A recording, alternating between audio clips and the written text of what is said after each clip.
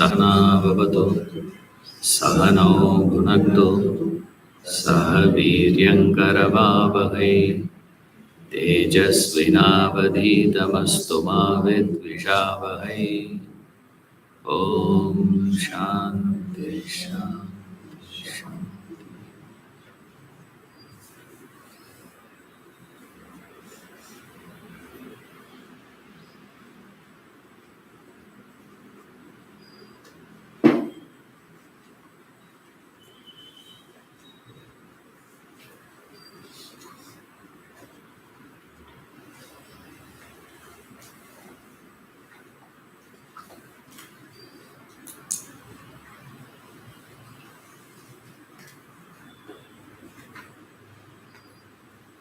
Person like Arjuna gets depressed, that will also be treated as spiritual. Even if you say that I am very happy, we will say no. Very weird here. I said the Bhagavad Gita, first chapter is titled as Arjuna Vishada Yoga. Vishada means dejection, depression. Depression cannot be considered to be yoga. You have heard about Karma Yoga, Bhakti Yoga, Jnana Yoga, Hatha Yoga, Raja Yoga, Hamsa Yoga. So many yogas are there. You know. Suddenly we see here, Vishada is treated as yogam. Arjuna's Vishada is yoga. Your Vishada is not yoga. Why? The depression is depression. No. What difference does it make?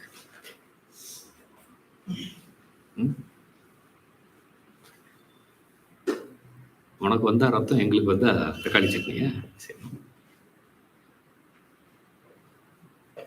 who knows Tamil will understand.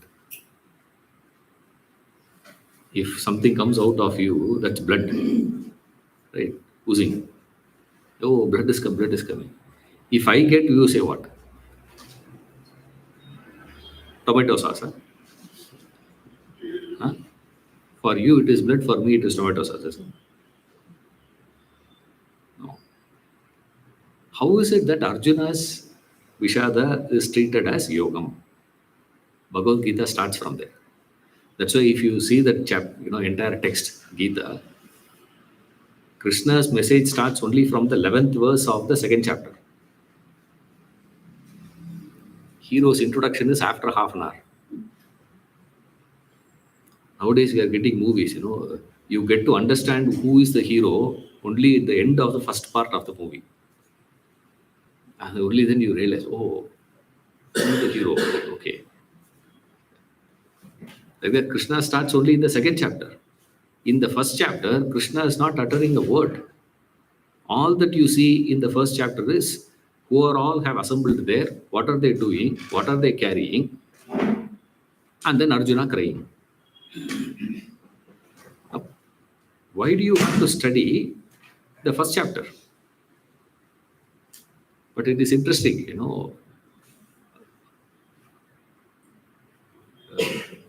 great commentators have never commented on the first chapter.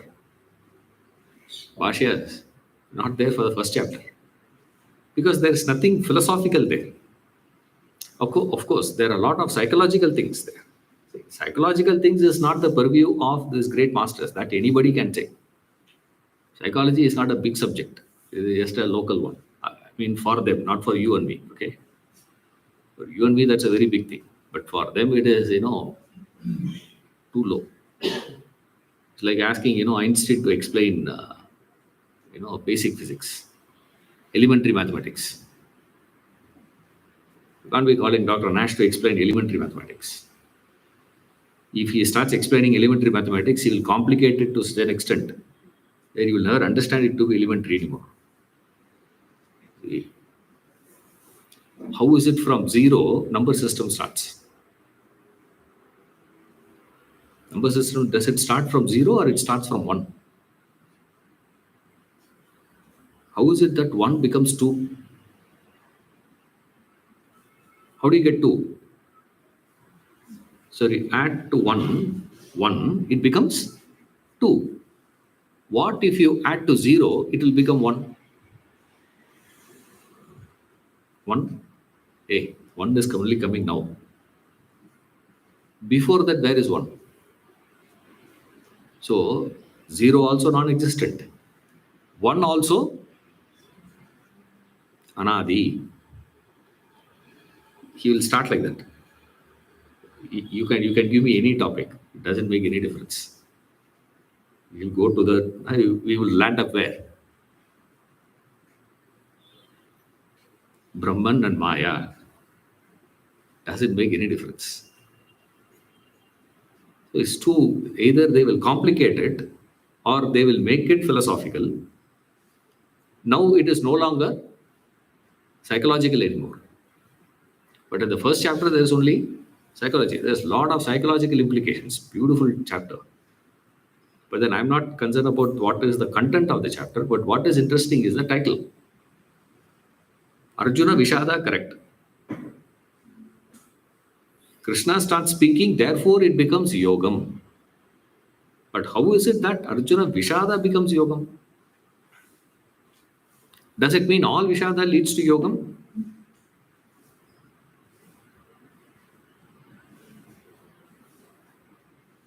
There is a difference now. In our experience, we don't see. Now there is normal. Now here is the distinct difference in quality. Arjuna also got depressed, but his depression is not stemming from his self-centeredness or selfishness.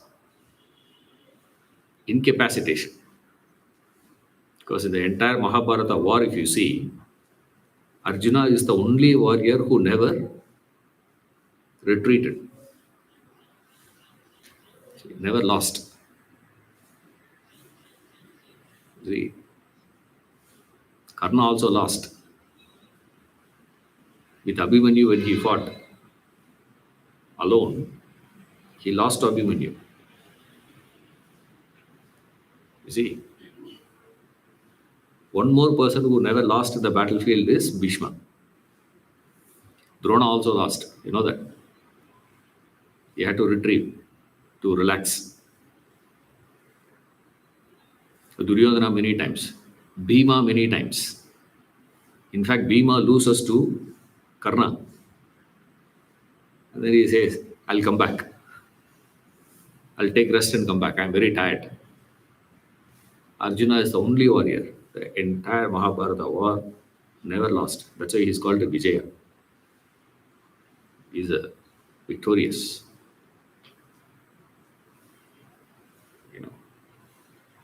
Parantapa, scorcher of his foes. Not out of his incapacitation, nor out of his self-centeredness. It is neither self-centeredness nor incapacitation. When we get dejected out of our incapacitation or our. Arjuna is not like that. Then what could have triggered that dejection?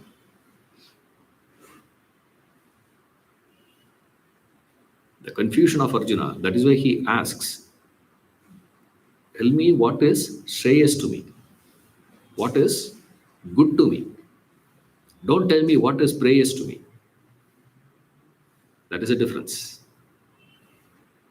If he has asked Krishna, tell me what I like to hear. That's what many times when people come for advice, no? They come with a problem. You also would have experienced in your own way. I see it on a daily basis. You see it your own way. So interesting. They'll come with a problem. They'll say, this. Now you give your solution. After hearing the solution, they will use the word but. But sir. And what is interesting is, after that, they will say, new data will come.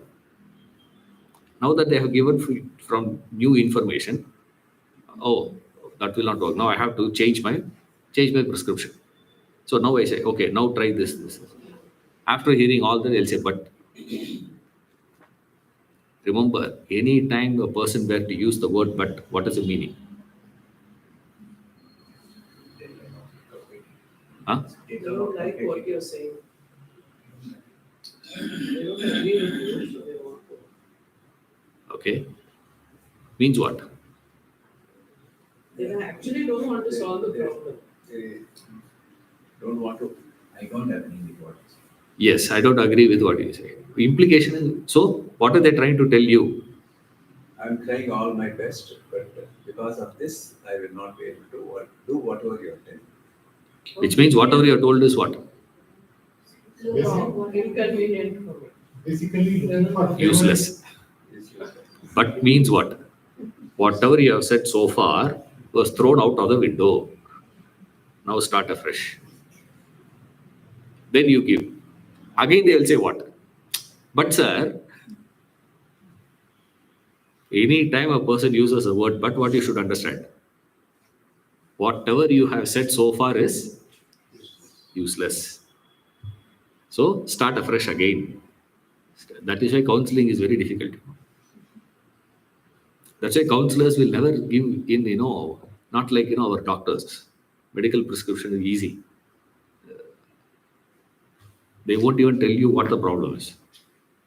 What is the diagnosis? How they are diagnosing whatever they have diagnosed. Nothing they will say. Take this tablet, morning.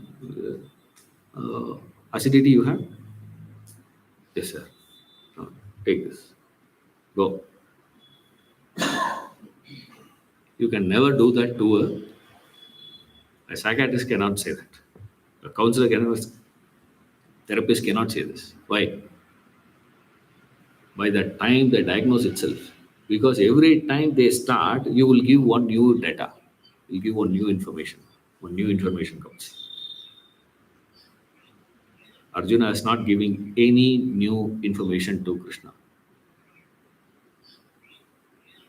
He states his problem and finally he says, don't tell me what is pleasing for me to hear. Because most of the time we seek advice not for correction.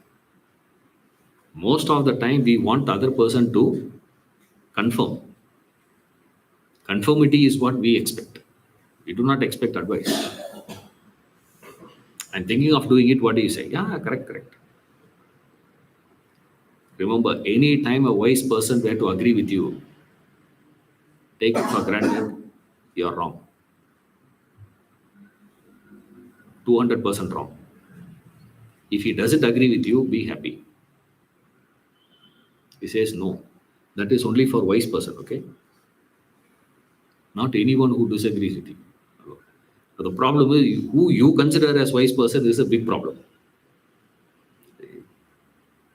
Beware of a wise man.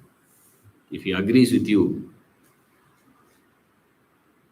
Arjuna's Vishadha stems from not these things. It stems from a deep clash of value system. See, that confusion of value system is his issue. In Arjuna's life, he experienced that conflict towards the fag end of his career. Rama confronted that conflict on the very first battle. The first battle of Rama. I suppose you are all familiar with Ramayana. Vishwamitra is conducting one yajna in the forest. So he comes to Dasharatha seeking protection. So when he comes and he says, whatever you are asking, this is the, Dasharatha's life problem is this. He will promise first and then think, yo. So the moment Vishwamitra came, he did the Pada Puja and promised him, whatever you have come for, take it as granted. Now ask what you want. This is that the Asharatha, this fellow. That's his, magnanimity. So he says. So now Vishwamitra says that I saw while coming, this one guy, dark, handsome boy, I saw walking. Send him. Dark, handsome. Dark, there are a lot. Handsome, dark, there is only one fellow. The entire palace, no? Only one boy is there. You mean, what is his name? Vishwamitra doesn't even know that fellow's name. Rama, right? Before, such a short name, Ma. The moment he uttered Ra, Dasharatha fainted. The fellow, collapsed. So scared. It's obvious because you should understand the condition of Dasharatha also. Because so far, Rama has never been to a battle. You see, all this while he has been practicing, fight. With whom he will practice? Enemy. All his servants only. Now, all his servants know who is Rama. And everybody knows how much Dasharatha is attached to Rama. Even by mistake, if Rama were to say, he twists his arm and says, oh, that's it. That fellow's arm will go. To be chopped off. That is the thing. So, he has never fought. So, all the fight so far Rama has gone through is only what? Chumma. Naam ke vaste. Say no. So, every time Rama only will win. Obviously. He has never fought. Suddenly, Vishwamitra comes and says, send that fellow to, it's like, a child who is playing in your house. Cricket match. The house, the father is bowling, the child is hitting. He's hitting a six. Fantastic, clapping and all that. Suddenly, or who is the coach now? Indian coach? Gautam Gambhir, no? Appointed, huh? Gautam Gambhir comes to your house and says, I want to take him to Australia to play for India. Huh? You say, what? I want him to be the captain of Indian team and he will be the opener. You say, are you mad? This is what any normal father will ask. Dasharatha is a normal father. So he asked him. Vishwamitra, he got so angry. When Vishwamitra gets so angry, he will not curse immediately. Be happy with your son and with your kingdom, with your wives. Live a prosperous and happy life. He blessed him. The way he blessed, Vasishtha understood what is the meaning. He said, please, wait. Vasishtha called this guy. Shut up and send. Once Vasishtha said, send, Dasharatha will not argue. He said, okay, take. He took. Vishwamitra has informed only he is going to perform a yajna and there are two Rakshasas are coming and attacking the yajna. Now he comes into the forest and suddenly there is a lady being introduced to Rama. Tatak. Right. Tatak is coming to attack. Now Vishwamitra says, hey, shoot. There is a danger. Take the arm. So immediately what Rama did was he took the bow and he placed the arrow and started. Target is only then he realized because so huge. Suddenly he looked at the target, he realized that's a lady. Right. He sees. Huh? Now he has pulled also. Just have to release. That's all.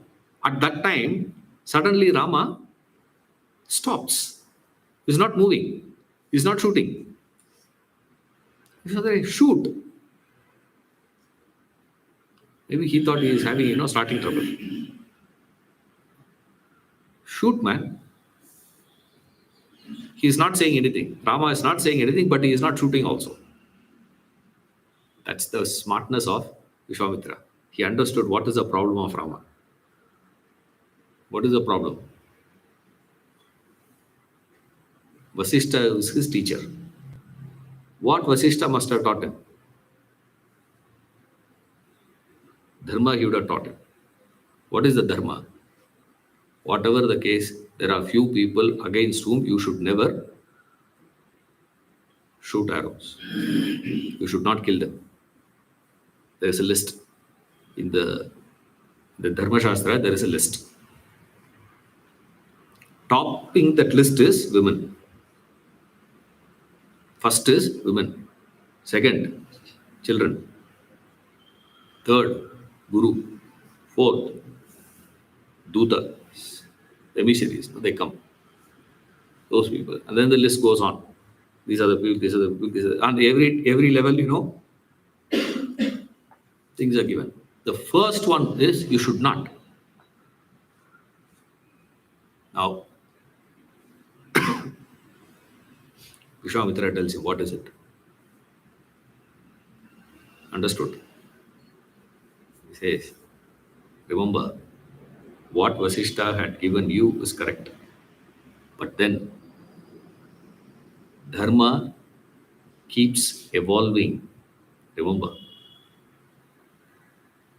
you see, there are two levels of Dharma. One is ordinary. What Vasishtha had taught you is ordinary. Like sense of value and sense of proportion. When a doctor gives medicine, he gives the right medicine and also specifies the dosage. You see, they're not the same. Wrong medicine, right dosage won't work. Right medicine, wrong dosage also won't work. There has to be the combination of these two things. What does that say? Sense of values and sense of proportion. Remember, Dharma evolves. As you grow, it evolves. That's why we see a judgment given at the High Court and the Supreme Court gives exactly opposite judgment. Correct?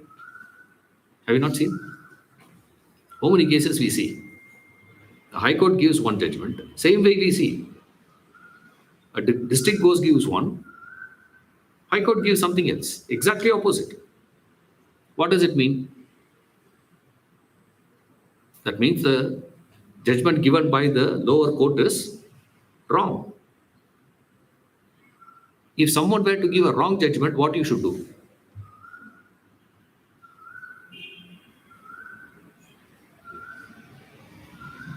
Can you file a case on that judge? Look here, man. Supreme Court itself has said opposite.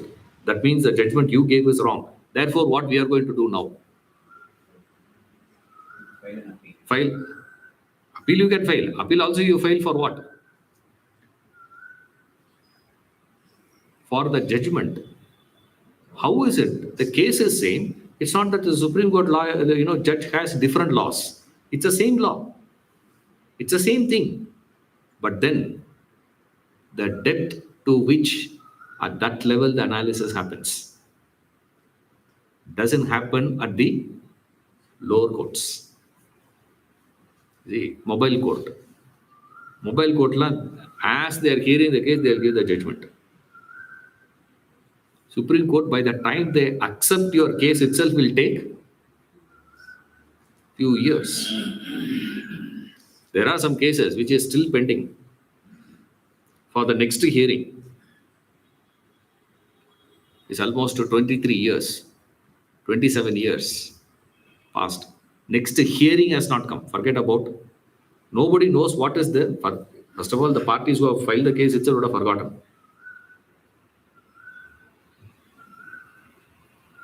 As they grow higher, same thing, but the interpretation gets different. Similarly, dharma also evolves.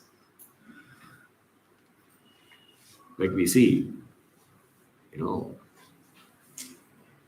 the lotus, if you see, my grandfather's house in my village, right in front is a pond, right in front of his house.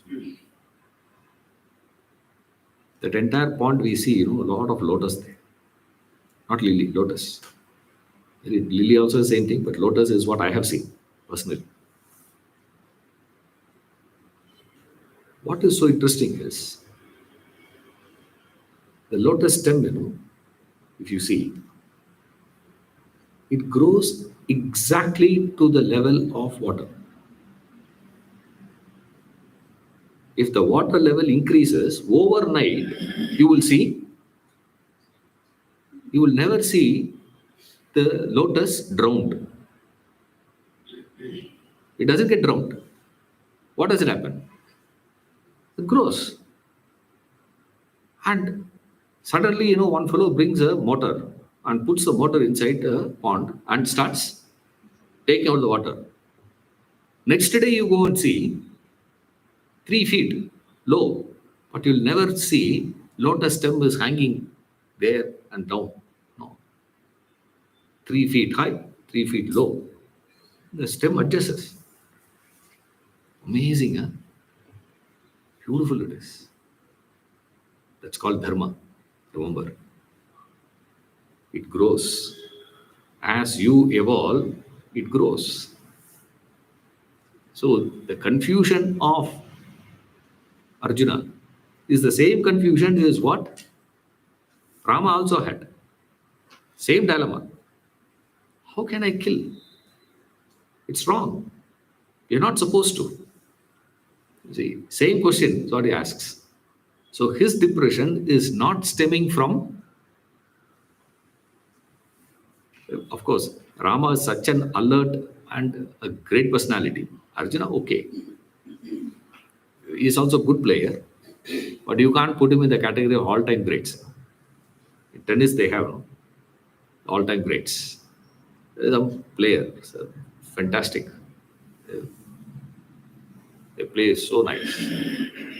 But then they don't come into the category of all-time greats. Monica Seles, is she all-time great? No. She's a great player. Monica Seles, but she's not in this category, all-time greats. Steffi Graf is there. Chris Evert is there. This one is not there. Why? All-time greats. Rama is all-time greats number 1. Arjuna is a great player, no doubt about it. But then, nowhere near like the personality of Rama.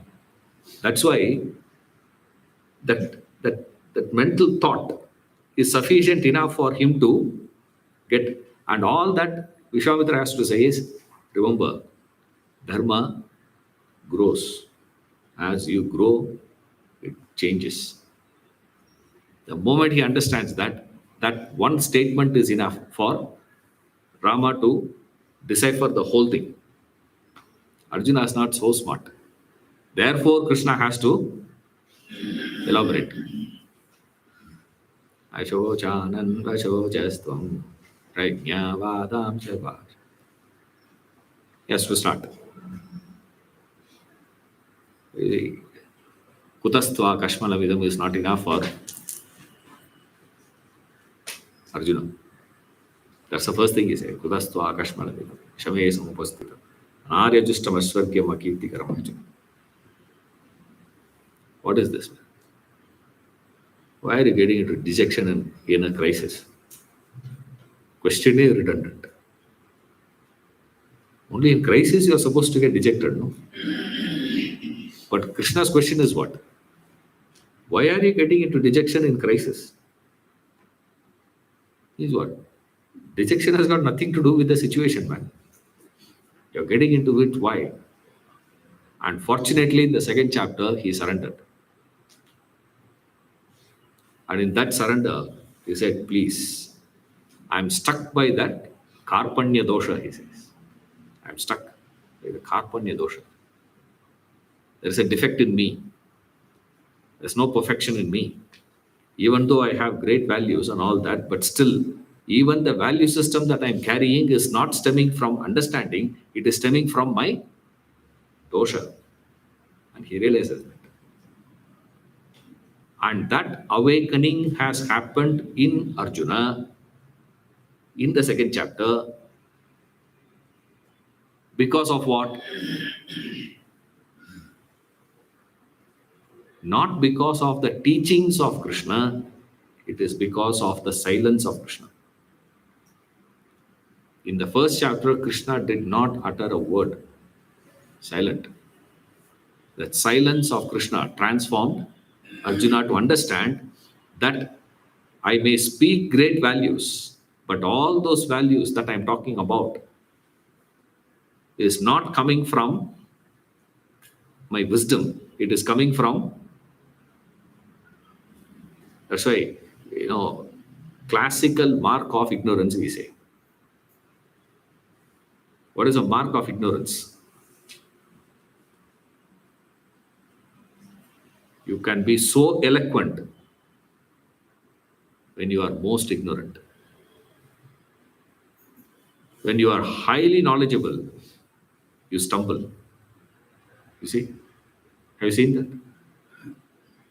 Those who have no idea about anything will talk a lot.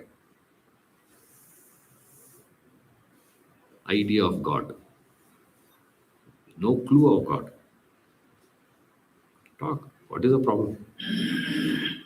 What difference does it make? Do you have an idea of God? No clue. But you can be so eloquent. That's very easy. And those who had that, those Kenopanishadic masters, they say, Aham manye suvedeti, nona vedeti vedicha.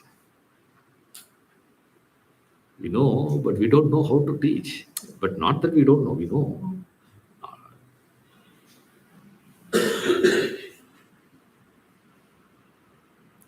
Those who know also know. Those who don't know also knows. Then what do we teach? How to teach? That we don't know. The Kenopanishadic master says, I don't know how to communicate. And we are sitting and so eloquently talking about God. That's what ignorance means. When you're ignorant, you will be so eloquent. That's why Rama was silent. Arjuna was so eloquently talking in the first chapter. So a lot of people get impressed, in the first chapter. That's why we don't, give lecture on that. Because if you give lecture on the first chapter, whole world will get convinced. There is a group of people who believe Arjuna to be great man of value, Krishna to be the one who is instigated him to war.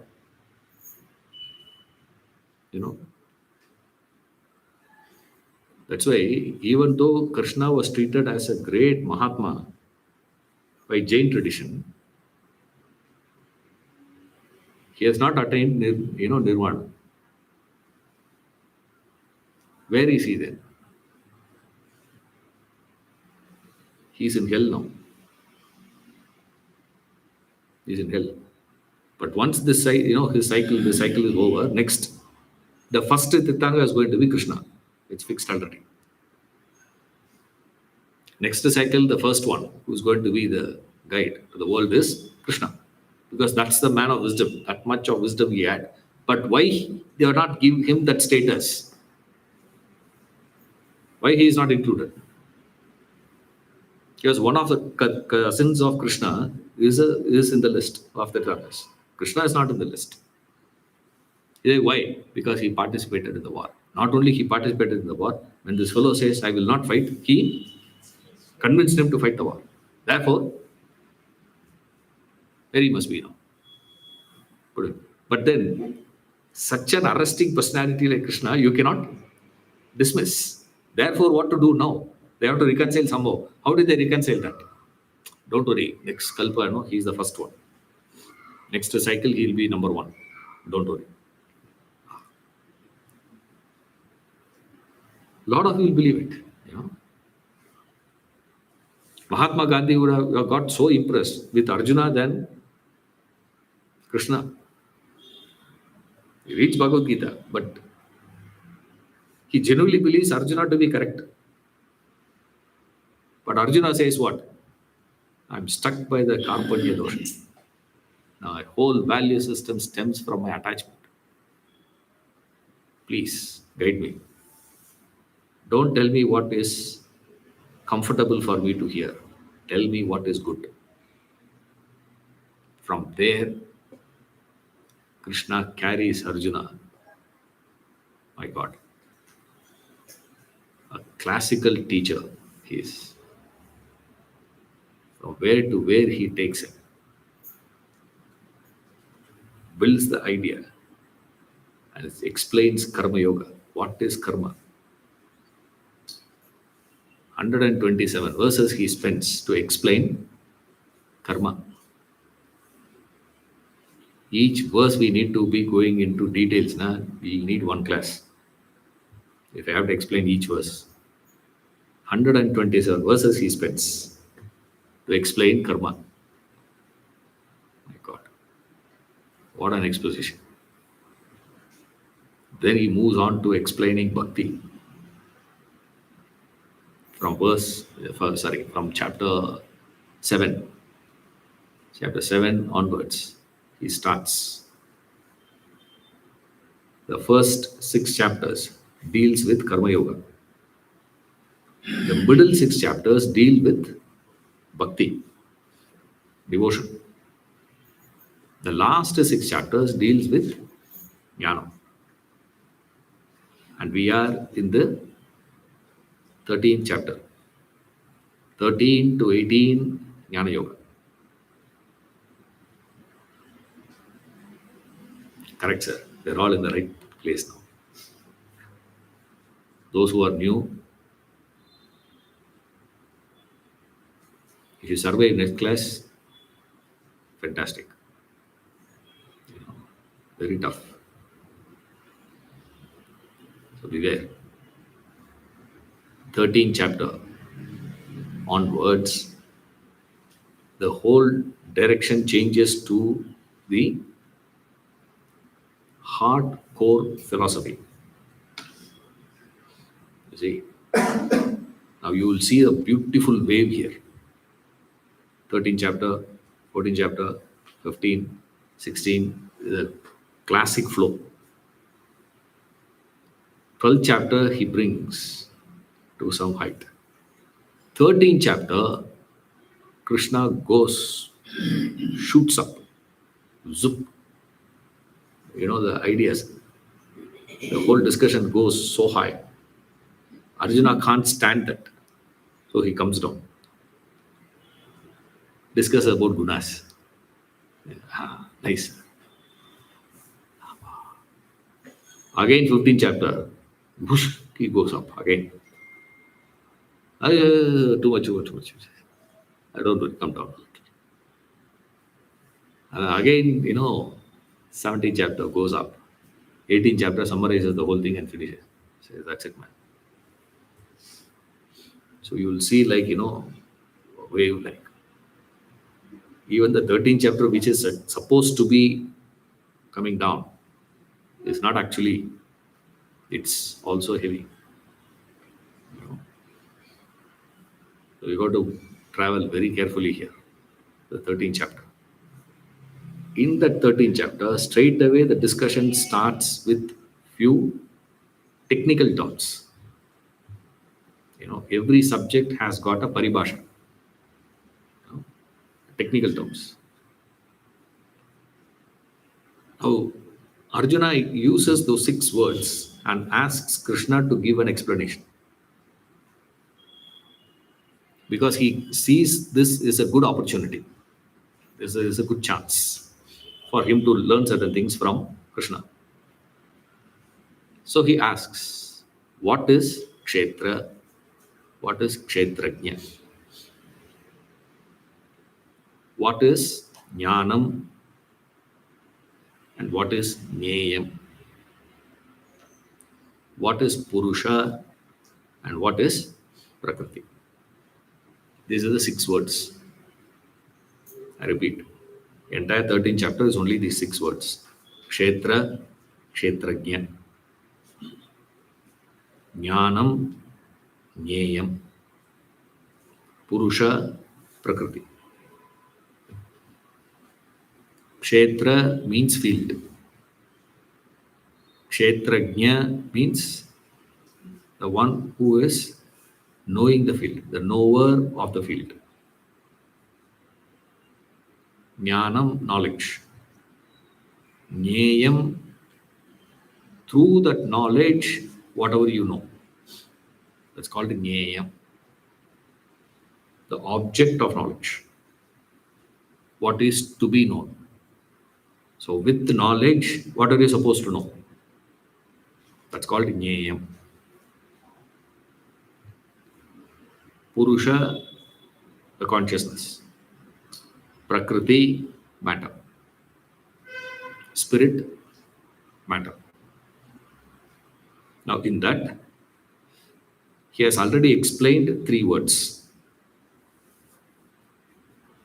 He has explained what is Kshetra. Kshetra means the body. Kshetrajna means the consciousness that enlivens the body, the pure consciousness. Kshetrajna. Then what is Jnanam? The 20 qualities he narrates and says that is Jnanam. One definition. Another definition for Jnanam, he says, is understanding that Kshetra is different, Kshetrajna is different, is called Jnanam. Body is different, consciousness is different. Understanding that they are 2 different things is called Jnanam. So for Jnanam, Krishna gives 2 definitions. One, distinction between Kshetra and Kshetrajna is called Jnanam. And he narrates 20 qualities and says, having those 20 qualities is called Jnanam. Two things. Why for Jnanam he gives 2 definitions here? Because to understand Kshetra and Kshetrajna different, you need these 20 qualities. Minus these 20 qualities, there is no way that you can understand Kshetra, Kshetrajna. You will know the words, but it can never be your understanding. So to get these 2 things, he says this. So since without this is also not possible. Like, I come to your house, ask you to get water, and you are bringing a glass. In those days, they'll have one thing called lota. Have you seen? Lota, you know lota.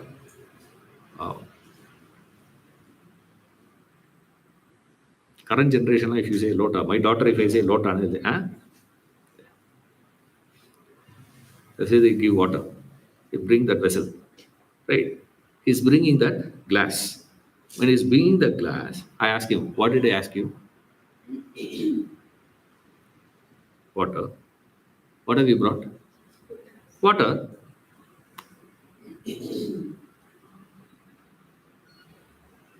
What did I ask? Water. What have you brought? Water. Now, he will never say, I have brought water in the glass. The glass is treated as water itself, is it not? When he's bringing water, he says, "Sir, water is different, glass is different." No, they're two different things, man. But still, when he's bringing that, he will say what? That's what he says, no? Same way Krishna says. Jnanam is what? Kshetra, Kshetrajna distinction. Understanding Kshetra is different, Kshetrajna is different. The properties of Kshetra is different, the properties of Kshetrajna different. They belong to two different categories. But that understanding is possible only in the presence of the 20 qualities. Exactly like lota. Without that lota, there's no way that you can have that water. The lota which is carrying that water is also given the name water. Same way, the qualities given the title, given the status, jnanam. What is that?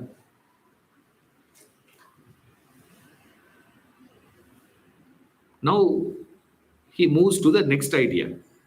Jnanam he explained.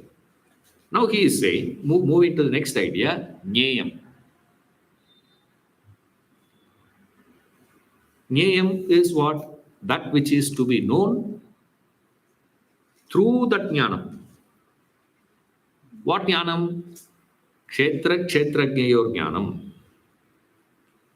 Kshetra and Kshetrajna distinction you understand, and you understand that as true. Through that understanding, what you will gain? You will gain the vision, wisdom. What you will understand through this understanding. That is called Jnayam, to be known. What is that? That is that knowledge of Brahman, that formless truth, reality, that supreme reality. You understand that supreme reality. How you should understand that supreme reality? There is a way in which the Shastras have given that explanation. And Krishna uses the same technique. What is the technique used by the Shastras? There are two ways in which he speaks here in this portion from 13 to 19. Verse 13 to 19, he is explaining what is Jnayam. See, now how he is going to explain? He explains that using two methodologies, which is the classical style of the Upanishads, Upanishadic pattern that is. The first one is called Adhyaropa Apavada Nyaya. Don't get enamored by the words, please. Don't get scared. Right? There is one style of teaching known as Adhyaropa Apavada Nyaya. Another one is the language of contradiction. You see, in this portion, you will see only these two things. He's going to explain about Brahman, that supreme reality, which is to be known. How you have to know that? There is only one way of knowing it, to know through the Shastras. How did the Shastras explain? The Shastras have explained it through this process called Adhyaropa Apavada Nyaya, one style. Another style is the language of contradiction. So first, he is using this Adhyaropa Apavada Nyaya, then he goes to the language of contradiction. Right? Why do you have to go to the language of contradiction? It's far yet near. Taddure Tadantike. Upanishads. It's far near. It's big, it's small. Biggest of the biggest, smallest of the smallest. Right? Make up your mind. Say one thing. Don't say it can be this, and also that. Don't speak like our insurance agent. Yeah, this is also good product, sir. That is also good product, sir. Hey, tell me which one product, man. All that we sell is good, sir. Then why you are having so many, no? Upanishads also speaks like that. Say one thing, man. It's big or small. He's very tall, but he's the shortest. He's so far yet so near. It's amazing. It is the language of contradiction, I tell you. My favorite is that. I like that language of contradiction more. It's my personal one now. Each one have got their own, favorites. It's amazing to see, how they communicate. Now this verse 14. 14 we have seen now, or we are yet to see. Verse 13, 13. Oh, 13 only we have seen. Huh? Okay. Okay. Anyway, read verse 14.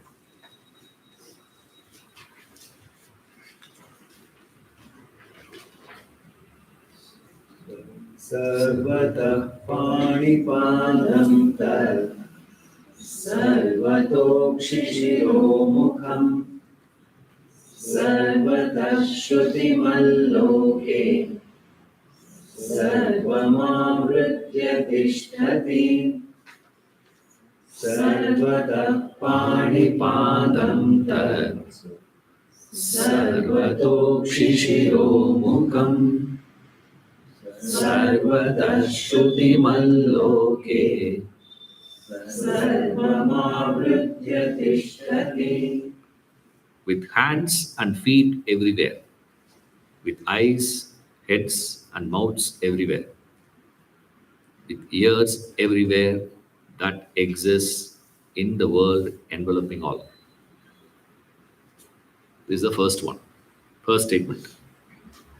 So you will see sequentially he will move now.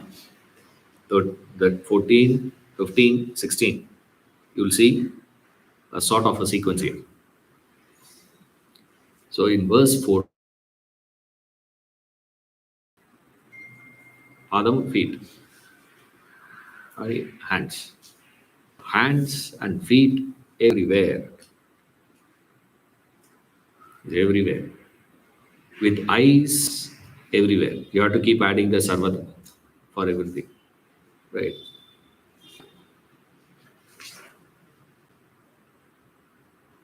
Heads everywhere. Mouths everywhere. His head is everywhere, his mouth is everywhere, his eyes are everywhere, with ears also everywhere. That means what? That fellow is everywhere. That means he is all pervading. All that he has to say is that one word. Brahman is all pervading. But he doesn't say that. He says what? Everywhere, everywhere. This is there, this is there, that is there. So people try to, visualize like this also. Painting also they do. They'll put the whole world and put, heads everywhere, mouths everywhere, hands everywhere, feet everywhere. Everywhere a person has a feet. You try to visualize it. See, when he says Brahman is all pervading, you can't, nothing happens to you. You see that? You see? But this descriptive style gives a different impact. You see? Like, how to explain this? See, I show you this and say, this is black color. What happens to you? All of you see? This is black color.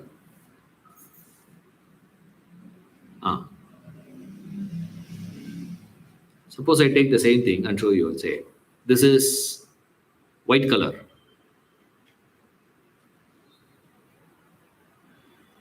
When I say black, you just simply, nothing much happens to you. There is no work for you. You see, when I say white, what happens? Hey, no, no, no.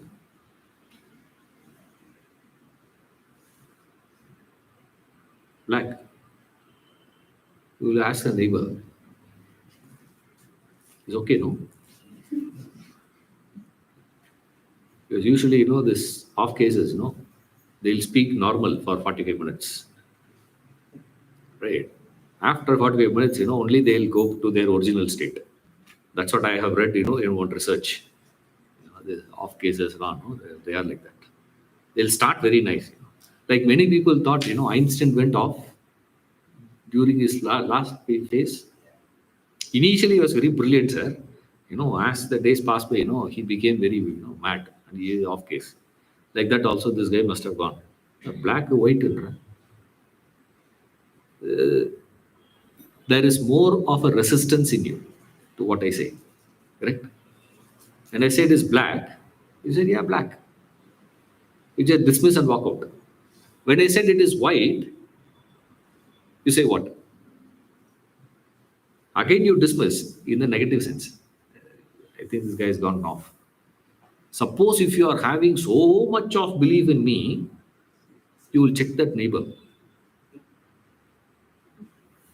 Is he having color blind? The color blind, white to black, it doesn't happen like that. Now I tell you the third statement. Imagine this to be red color.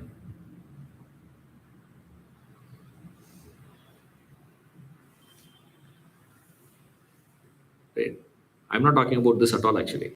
I'm only saying, doesn't matter what the color is here.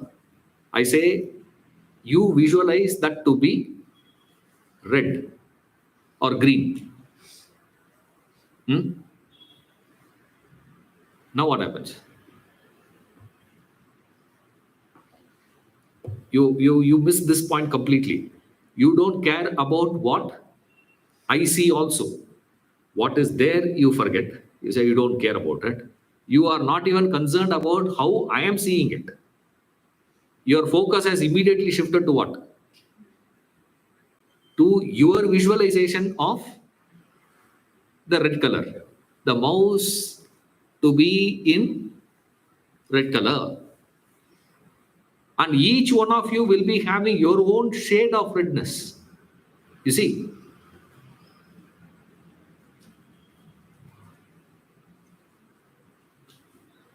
Each one will have their own shade. But green is the best one. I get really fascinated. How many shades can be there here in green? You just go out and see, all green. Flowers we can understand. Different flowers, different colors and all those. All the leaves are green. But how many shades? Each green is different. This green is different, that green is, that is also green, this also everything is green. But it's so different. Similarly, each one of us will engage our mind and visualize. You see, that is what he's doing here. He's saying, forget about Brahman, forget about world. Right? Forget about that formless reality, supreme reality. Forget about all this. Imagine something to be having hands everywhere, feet everywhere, this everywhere, that everywhere. When he goes on describing this, automatically you start visualizing. That's why, we recommend people to read classicals. Don't watch. Don't listen to a lecture, we say. It's not the ideal style. That's a compromised one. You should read. Why? What is the difference? When you read, if you observe carefully, when your mind wanders, when you read, mind switch off. You'll go for a chakkar. When it comes back, it will come back to what point? exact to the point from where you have left. You will start reading from that line. In lecture,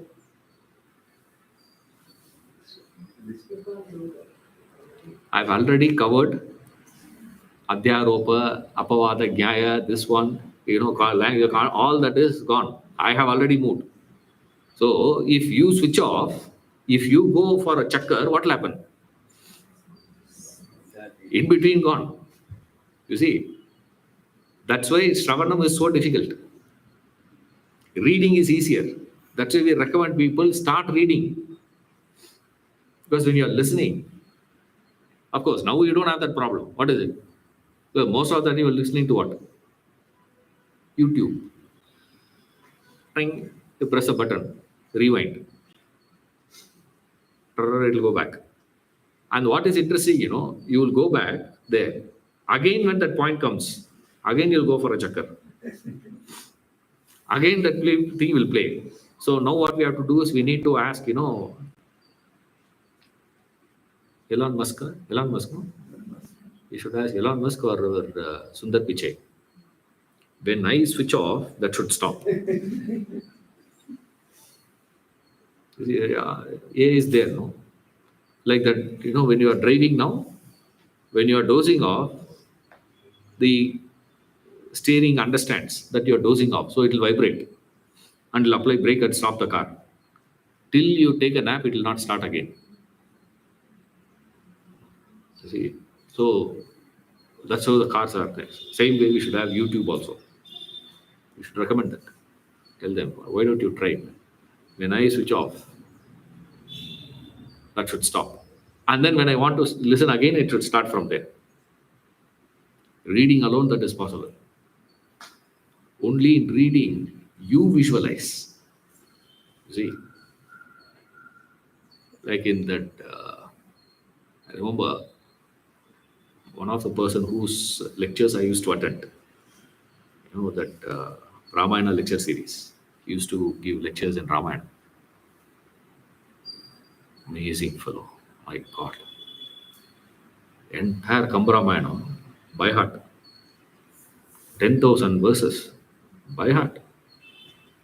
Ask him any kanda, anything. My God, that guy was like, like a walking encyclopedia. Small, at that time, he used to had a fondness to me because I was the youngest in the class. All the elders. Suddenly you see one boy coming and sitting. Half the class I'll be looking at him only. Why is he sitting here? Like that he used to look at me. When this Ramanand sagas, that Ramayana serial, that started coming, that became such a big thing. And everything would stop. Sunday morning, that 40 minutes, nothing works in India. Stand still. So one day I asked him. He never commented about that. Everybody was talking, but this man was not referring at all actually. I thought maybe Hindi, therefore, and all that. But then I asked him one day, beautiful, no? That Arun Goyal and Deepika are doing so well also. He said, what? You don't like? No. Why? See, when I'm reading in Kambramayana, he is describing Sita. Okay? When he is describing Sita, when I'm reading, I start visualizing. You see? Now, if I see Ramanand Saga, this one, for all of you, Sita, you think of what?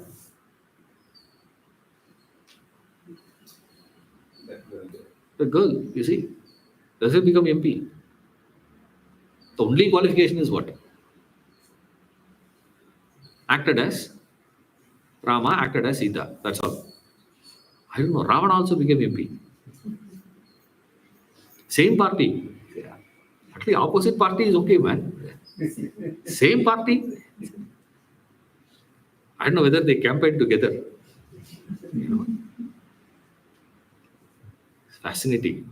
But then he was telling me, you should not do that.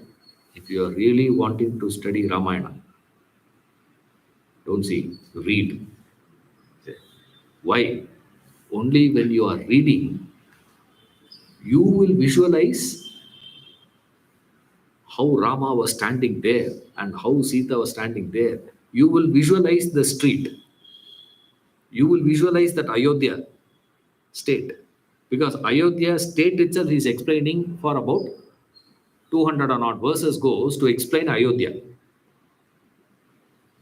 After that only Dasharatha comes. You see, after that his palace comes. After that, finally Rama will appear. By the time Rama comes, 800 slokas over. Amazing it is. The way they describe, the descriptive styles, what it does is it starts creating an image in us. That imaging is a necessity one. That's called Adhyaropa. Adhyaropa is, it is superimposition. You superimpose. But this is not Maya. You see, this is not delusion, moha. Remember, this is Adhyaropa. When does it become Adhyaropa? Is when the superimposition done consciously. Like when I said, imagine this to be red. Is this red? No, this is not in red. This is black. Right? But you are consciously superimposing redness to the mouse and visualizing it. You see, same way, first level of teaching by the Upanishads is they do this Adhyaropa. You superimpose. Like this, kids, would have been fighting for those biscuits. You see, we used to get those type of biscuits in small. I think it still must be there in the market. The biscuits with animal shaped biscuits. What is there is just a biscuit. There is no animal there. It's not lion. That's not tiger. That is not elephant. That's not deer. And this fellow has a deer. One, there used to be one biscuit, dog shape. We'll say we don't want it because anyone who gets the dog biscuit, no, the dog shaped biscuit, not the biscuits that's consumed by dogs. The shape is dog shape. The fellow will cry, and we tease that fellow to death. Because in my aunt's house, we are about when we have the vacation, all of us will go there, to aunt's house. In their house itself, they are having about 11. One full cricket team is there, and we three of us go on a bench. Full team will be there. 16 of us sitting in that house. You can imagine that people managing. 16 of us for 1.5 months will be there. We got 2 months holiday. So what my father would do is he'll take us and put us there in their house. 16, all one character only. My aunt, morning she wakes up. I have never seen her outside the kitchen because we are 16, another 6, 3 couples, and then that old man. 16 plus 7, 23. 23, and then that another brother is there who is staying 2 streets away. Right? Sometimes they also come here to eat. Breakfast, lunch, dinner, she has to cook. Coffee, like they don't have vessels. Like every day is like marriage only. She can't cook for 2 people. My aunt, if I ask her to cook for 2, she say, huh? You show her, a small cooker. If you show her, she'll say, yeah, where? My God. At that time, My uncle, will bring this biscuits. You'll get those, biscuits. That's a very fancy one those days. Get it? And he'll just bring and give. He'll take and give. And after receiving, he'll not eat that biscuit. We'll keep that biscuit and start checking what is what I have. And then trading will happen. I have got, 2 elephants. You have got 2, lion. Okay, you will give one, you give me one. And by mistake, if one fellow were to get a dog in that, finished. What is there? Just a biscuit. But then you superimpose animal on that, and now you see that as what? As that animal now. You don't see it anymore as biscuits. The same technique is what is used by these masters. Consciously, you superimpose here. Consciously, you visualize that supreme reality to be existing like this, enveloping the whole world. This is called Adhyaropa. It exists like that. It exists there without any expression. It is existing there with expression. Mouth is there, means you talk, you don't talk, it's there. Ears are there, whether you hear or you don't hear, it is there. Whether it is functioning, it is not functioning, it's there. Same way, Brahman is existing exactly like electricity. Don't say electricity is Brahman. Okay, I'm going to give you an example to explain what is he saying. Enveloping all that exists. How does it exist? It exists exactly like electricity. Electricity is there with expression. Electricity is there without expression. But the problem is, you will never know whether the presence of electricity unless expression. Without expression, you will never know. If I have switched off all the lights, fan, all the gadgets switched off, I ask you, is there power? First thing you will do what? You switch on. Hope you don't go and put your hand inside. You can do that also. We will know. You will also know. Power is there. You don't do that. You go and switch on. If the bulb glows, you say electricity is there. If the bulb is not glowing, you say electricity is not there. For you to understand the presence of electricity is possible only where there is expression. But electricity is not dependent on expression to prove its presence. For you to interact, you need that expression. For you to contact, for you to understand, expression is needed. But for electricity, it is not. Similarly, for that supreme reality exists. Expression or without expression doesn't make a difference. It exists everywhere. Everything enveloping. Amazing message. It says everything, man. What is the hidden message there? If you keep thinking on this, hands everywhere, feet everywhere, ears everywhere, everywhere, is everywhere, everywhere. Everywhere it is only Brahman. Everywhere it's only Brahman. Everywhere it's only that supreme reality. Reality, reality, reality, reality. Suddenly you realize, what is it that you can claim as yours? Huh? Suddenly, everything is enveloped by him. Everything, wherever you see hands, wherever you see heads, wherever you see feet, wherever you see this, everything is enveloped by that supreme reality. Huh? What is it that you can claim as yours? Is there anything you can claim as yours? Nothing is yours. Forget about other. Your own body you can't claim as yours. Why? Everywhere now your body is included, no? So what about your hand?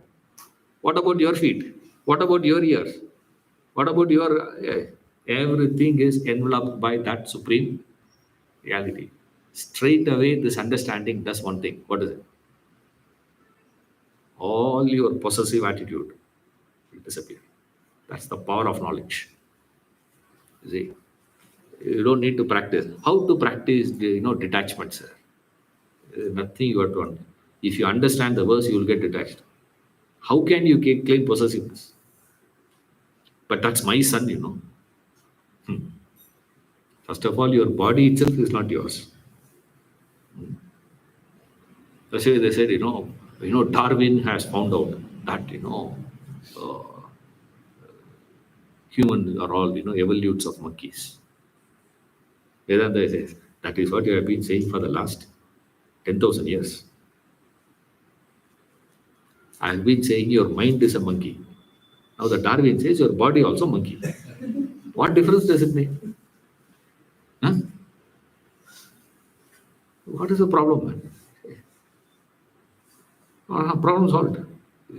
That's why Vedanta, science can never have a problem with Vedanta. Or, okay, science may have a problem, Vedanta will never have a problem. Anything they say. Why? Because it's a fundamental truth. This is my son. What is my son? What is my grandson? The granddaughter. First of all, your body itself is not yours. Then how can you claim that somebody else's body to be yours? Straight away, you become so dispossessive. That possessiveness, simply will vanish. Effortlessly, you can become non-possessive. Detachment. All that you need is what? One verse. With hands and feet everywhere, with eyes, heads, and mouths everywhere, with ears everywhere, that exists in the world enveloping all. Avritya Tishtati. Step 1 is done. What is done here, sir? He has superimposed Brahman on the world now. Right? This is called Adhyaropa. In the next verse, he will do little more detail. Adhyaropa will happen. The following verse, Apavada will happen. Elimination. You may wonder, unnecessary job. No? Unnecessarily, you add something and delete something. Whatever you have added, you delete. But then, riddle gets resolved. Like I'm sure all of you must have read this story of, the father had 17 elephants and said, divide that between their sons. He adds and takes away one. No loss for him, no gain for him. But the division has happened perfectly. Same thing here. You add as it were and then delete whatever you have added. Then you understand what is Brahman. Otherwise, you'll never understand what is Brahman. What is that supreme reality? So that's Adhyaropa Apavada Nyaya. Step 1, Adhyaropa, meaning that superimposition done consciously as it were. And then deleted. Suddenly you realize, okay, we'll see the next class.